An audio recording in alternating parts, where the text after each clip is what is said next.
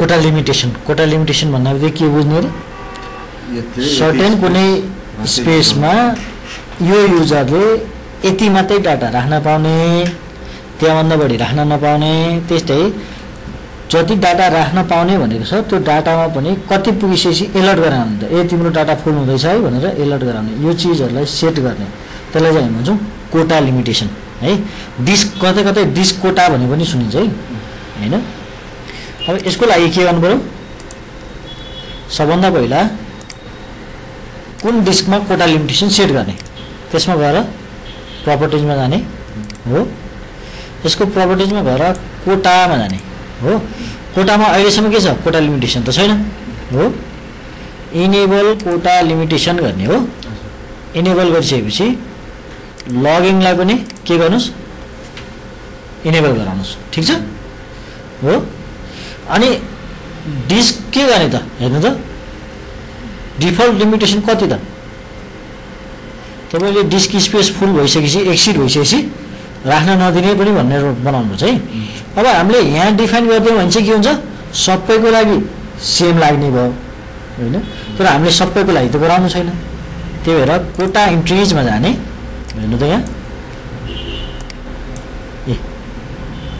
अहिलेसम्म त एउटा मात्रै कोठा छ को भन्दा बिल्ट इन एडमिनिस्ट्रेटरको लागि हो नो लिमिटेसन हैन अब मलाई के चाहियो नयाँ कोटा चाहियो न्यू कोटा इन्ट्री कसको लागि टेस्ट 1 भन्ने युजरको लागि हो टेस्ट 1 ओके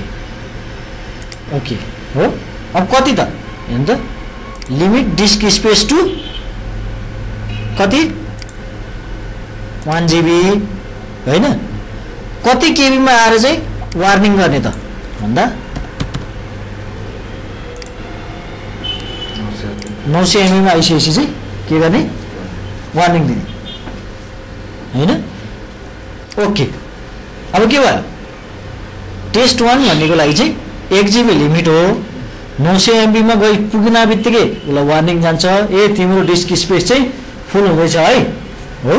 त्यस्तै 1 GB पुग्न बित्तिकै के हुन्छ ब्लकै हुन्छ अब उसले राख्नै पाउँदैन सेम वे जस्तो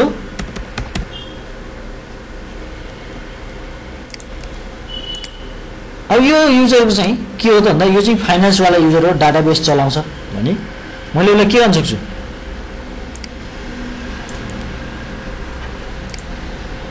3 GB दिए हो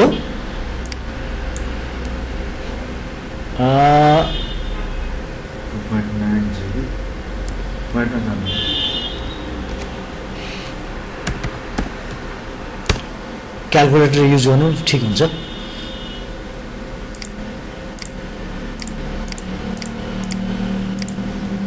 3072 हो अब 3072 मा हामीले ठ्याक्कै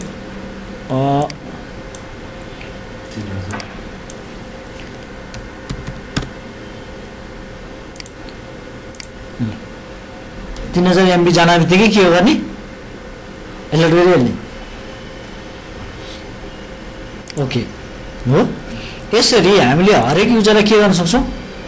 कोटा लिमिटेसन लगाउन सक्छौं ठीक छ मैले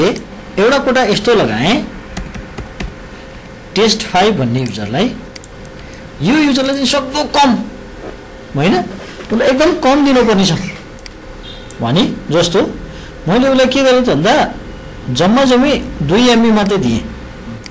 हो उसको वार्निङ लिमिट 1 MB मा राख्दिए ओके हैन क्लोज गर्दियौ अप्लाई गर्दियौ ओके गर्दियौ ओके गर्दियौ हो अब हामी के गरौँ चेन्ज गरौँ त चेन्ज गरिसकेपछि यसले के भन्छ सिस्टमलाई एक्चुअली रिस्टार्ट गर्नु हैन ताकि त्यो अप्लाई होस् हैन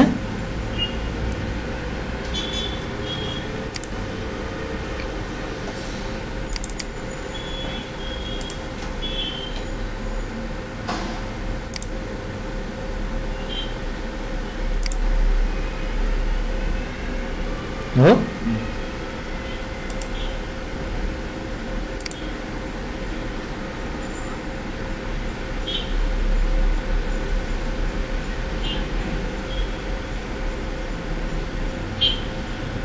ठिक छ।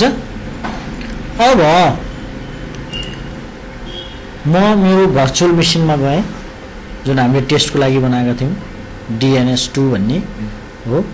DNS2 मा कनेक्ट गर्छु हो। यसमा बसेर म के गर्छु भन्दा test5 भन्ने जुन युजर छ जसलाई हामीले लिमिटेड दिएको हो उसकोबाट के गर्छु डाटा कपी गर्छु।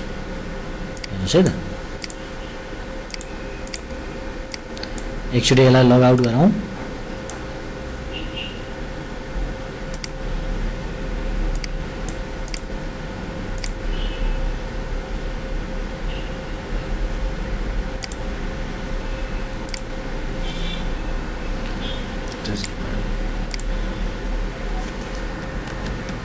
सीधे test5 मा त राख्यो भने लिँदैन। यो चाहिँ के हो डोमेनको युजर हो नि त। कि त हामीले test5@everest.com.np गर्नु पर्यो युजर नेममा या everest/test5।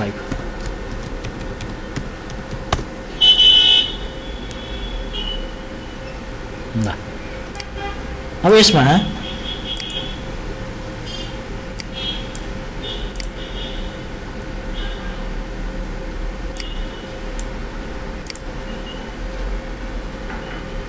test5 लाई हामीले डिफाइन गरेका छैन।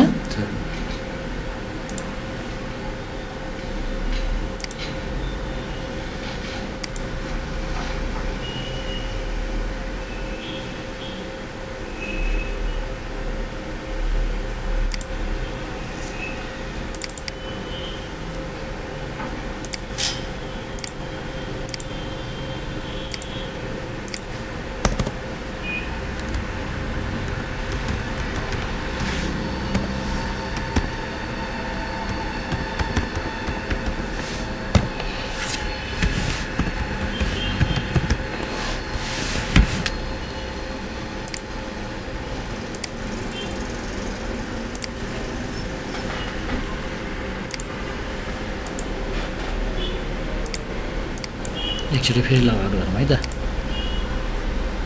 हामीले जुन गरेको सेटिङ छ त्यो सेटिङ के हुनु पर्यो अप्लाई त हुनु पर्यो नि त हैन।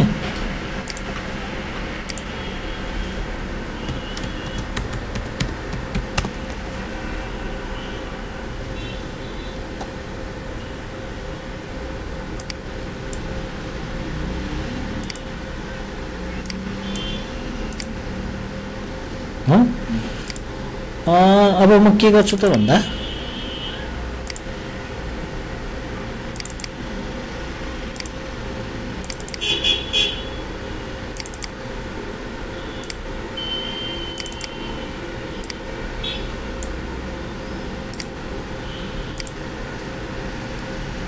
साइजै पुग्दैन।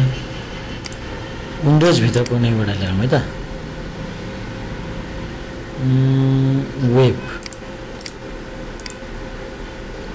1.53 है त। यसलाई मैले कपी गरेँ हो यहाँ र पेस्ट गर्छु हो।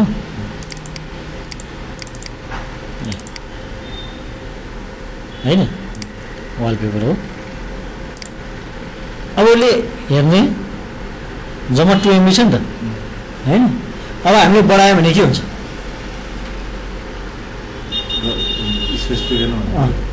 किन भन्दा अघिसम्म हामीलाई यहाँ के देखाएको थियो खाली थियो। अरू युजरकोमा देखाउँदाखेरि के देखाएको छ फ्री देखाएको छ तर हामीले यहाँ 2 MB मात्रै भनेर आइदियो यार होइन। यदि हामीले बढिहाल्यौँ भने यस्तो हुन्छ जस्तो फन्ट्स कहाँ छ र ओके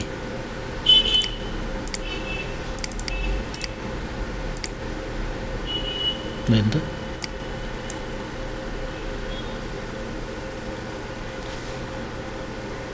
होइन बाई डिफल्ट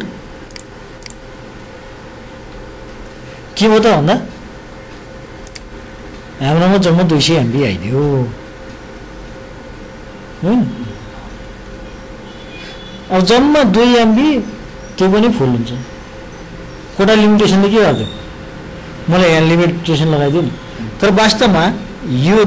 2 MB मात्रै हो र होइन नि यो त हामीले सर्भरमा जहाँ चाहिँ कोटा लिमिटेसन लगाएका छौँ त्यो ठाउँमा त यहाँ त